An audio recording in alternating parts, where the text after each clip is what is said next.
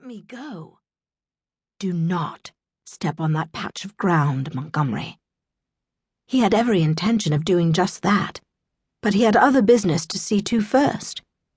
He stepped away from his brother and drew his sword, fully prepared to teach his brother not to meddle in affairs that were not his. He was surprised enough to see Robin not do the same that he lowered the blade. Robin was never one to back away from a fight, especially one he could have fought whilst half asleep. That he merely stood there with his hands down by his sides and an expression of gravity on his face that bespoke truly dire things was remarkable enough that Montgomery resheathed his blade before he thought better of it. "What are you talking about?" Montgomery asked. Robin paused, considered, then dug his heels in and said nothing. Montgomery cursed his brother silently. No sense in provoking him unnecessarily. He then turned back around to get back to the business of rescuing, the lass who had appeared in front of him as if from a dream, only to find her, and the magic that had accompanied her, gone. Montgomery knew he shouldn't have been surprised, but he found himself gaping just the same. Unfortunately, all the protesting he could muster wasn't going to change the fact that the ground before him was now nothing more than what it should have been. The sparkling air that had hovered over it had dissipated. Of the beauty he'd seen, there was no sign. Obviously, Fairy had reclaimed her own. He shivered in spite of himself. "Montgomery, let us return home."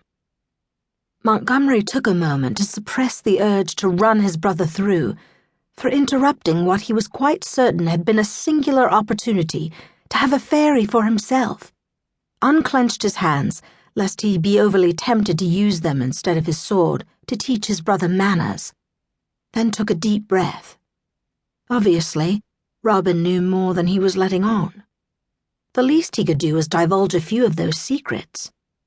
Montgomery turned around and looked at his brother. "What lies there in that spot?"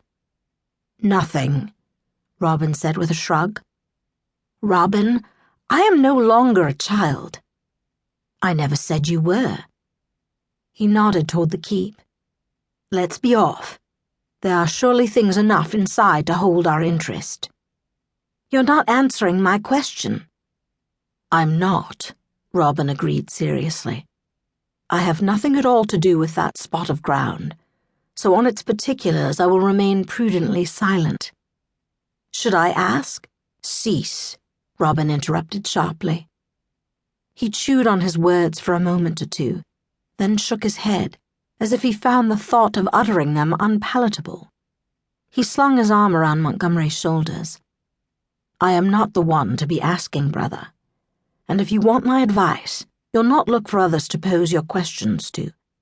Bide your time and keep your mouth shut." He nodded knowingly. "'Tis what a virtuous knight would do." Montgomery started to protest, then reconsidered.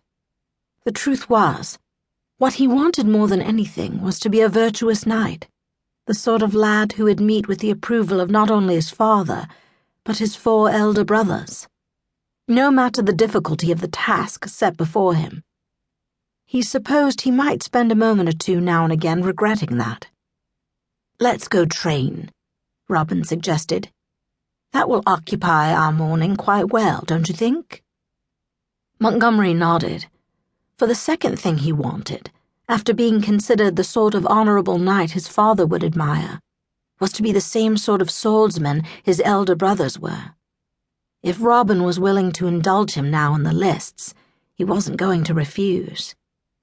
"In fact," Robin added, "I think you might be worth my full attention and scrutiny for the next few months, especially if you can keep your mouth shut about things I'm certain you didn't just see.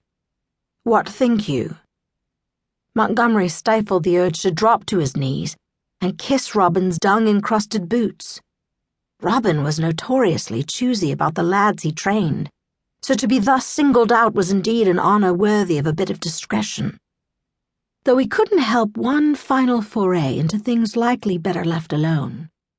That girl with the long, trailing masses of relentlessly curling dark